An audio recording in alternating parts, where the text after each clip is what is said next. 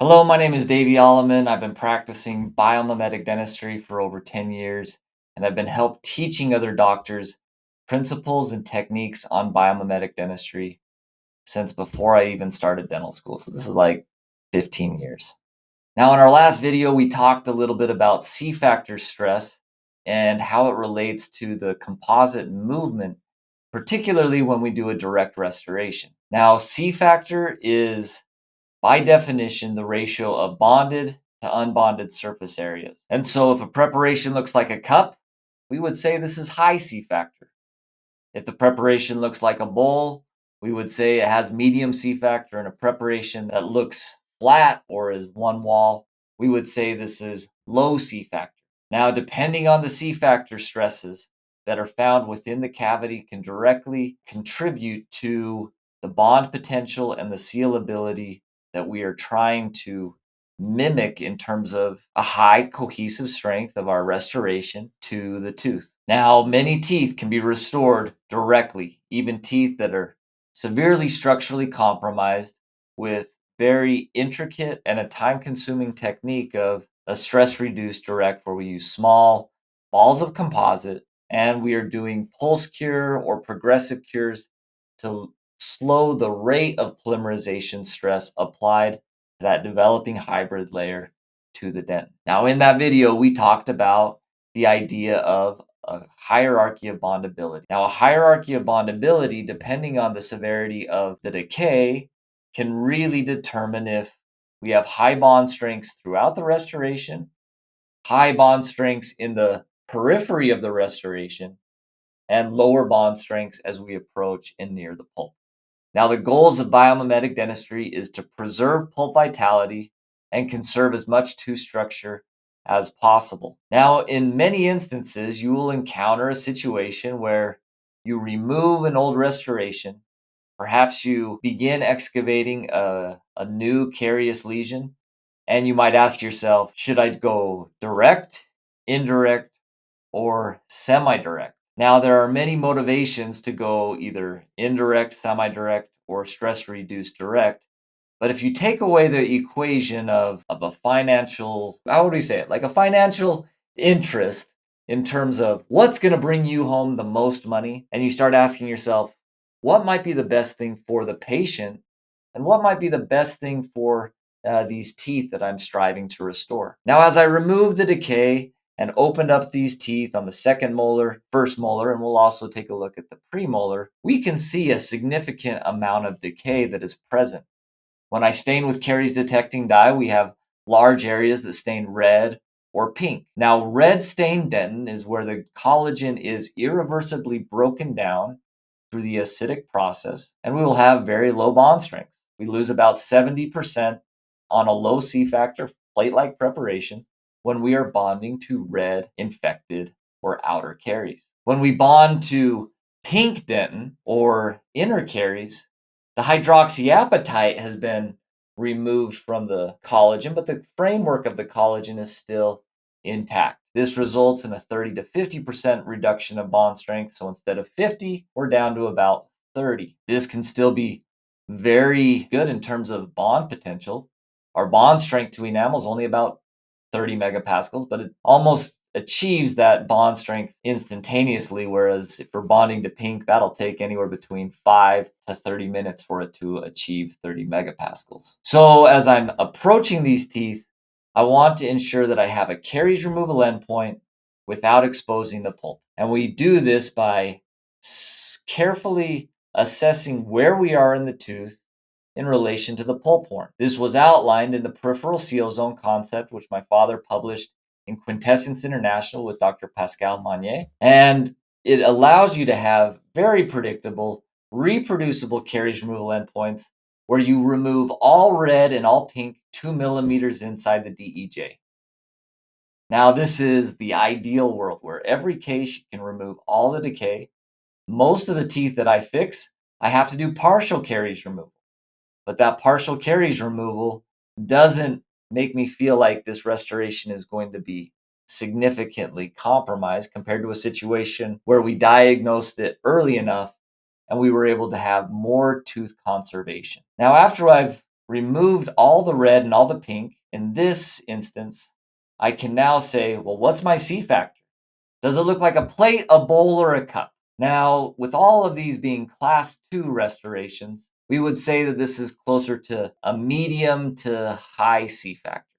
It kind of looks like a cuppy bowl. Now, one way to lower C-factor stress is simply by modifying your preparation. So if you onlay a cusp, automatically your bowl or your cup now starts to look like a plate or a flat surface.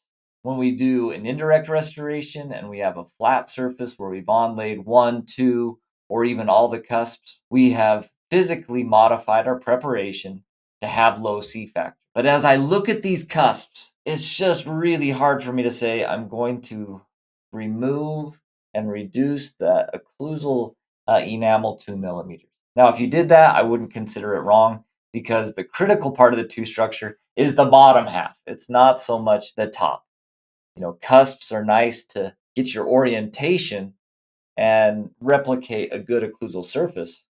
But in terms of the biomechanics of the tooth, the bottom half, or what we define as the biorim, is the most important in terms of what is most important to overcome and withstand the forces of occlusion. So I just couldn't bring myself to do 2 onlays on these 3 teeth. The cusps were just too thick. They were greater than 2 or 3 millimeters, and I just felt like, well, I could probably do this with a direct technique, but it's still just a little too big. The time component, getting my contact points exactly where I wanted.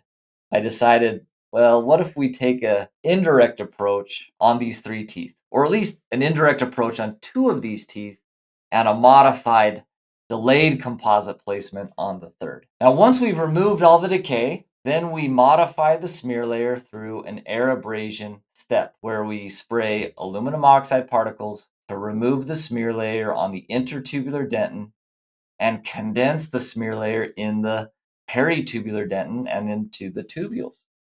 So after I've air abraded the dentin, I expect a bond strength within all 3 of these preparations around 50 megapascals to dentin, 30 megapascals to enamel. So here I've done my immediate dentin sealing on all 3 of these preparations. Now, if I were to fill this with a bulk fill material, I would lose 50% of my bond strength, and 50% of 50 is roughly 25 megapascals. And so we talked about this idea of a hierarchy of bondability, where different parts of the tooth bond at different strengths at different times based off of how mineralized each of these substrates are. And so if we're looking at the substrates, we have enamel. That's a fast maturing bond. It's 95% inorganic. It achieves 30 megapascals relatively quickly. Superficial dentin that's caries free. It's pretty mineralized, but it takes about 30 minutes for it to reach that 50 megapascals. So the bond to dentin can exceed the bond to enamel. And then we do have some small areas of inner caries where we have a slight bit of pink.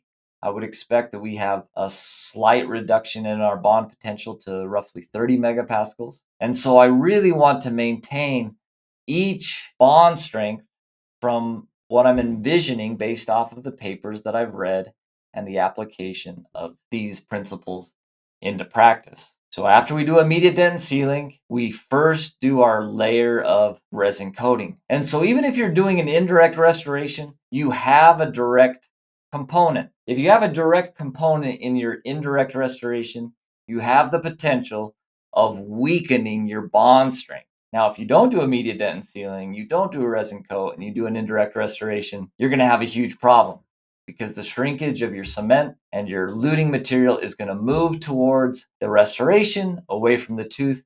And you have an 80% reduction of your bond strength. So how can I reverse or neutralize the effects of the hierarchy of bondability? Simply by waiting. This waiting or decoupling with time allows these slow maturing bonds enough time to withstand polymerization stress at the next stage. So we have 3 preparations. We all have medium C-factor. And as I do my layering strategy, I'm using thin horizontal layers to not only block out the undercuts, but also do a slight deep margin elevation. And on the pulpal floor on the second molar where I had space, you can see a small square of polyethylene fiber, which is called Ribond. And so I'm creating the perfect preparation with my restorative material. I'm going to use small volumes of composite, just like we did if we were going to restore this in a direct fashion all the way to the occlusal surface. But in this case, our bio base is going to be a 0.5 millimeter to 1.5 millimeters for all three of these teeth.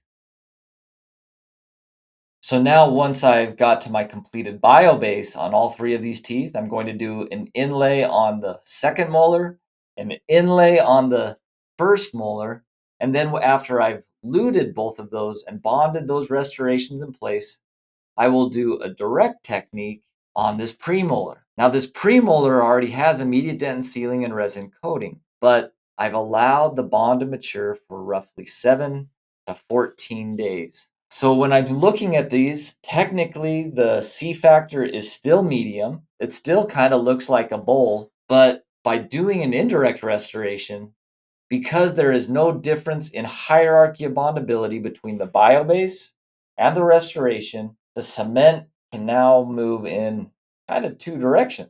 And neither of those directions weaken the seal that was established in this first appointment.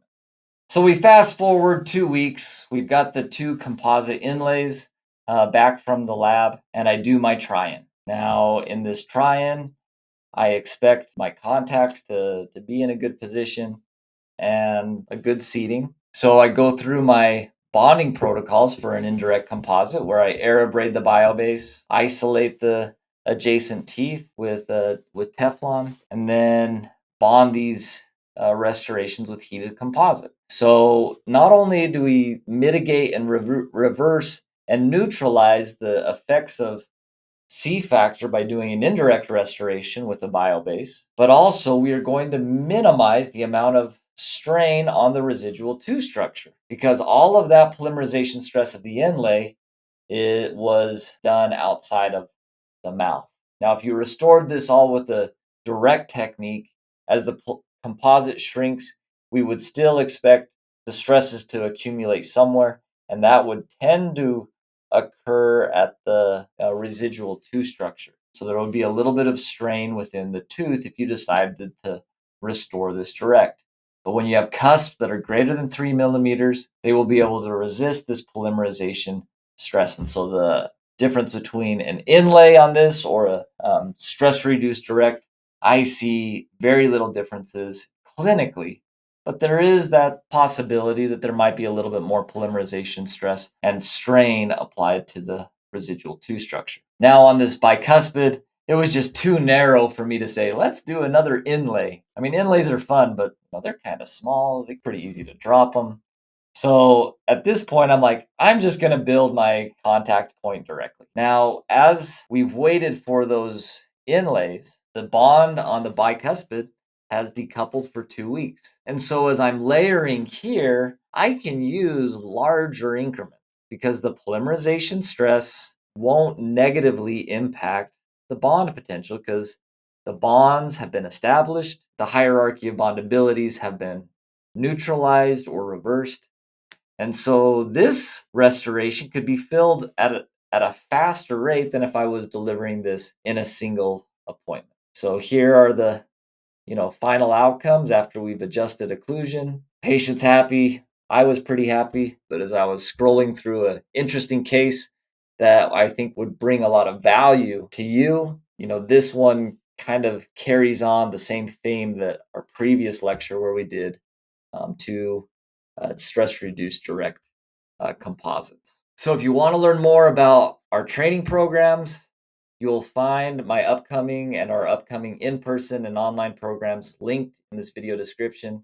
And if you'd like to learn more about C-factor, check out the other video that we did with a direct technique, and that is also in the description.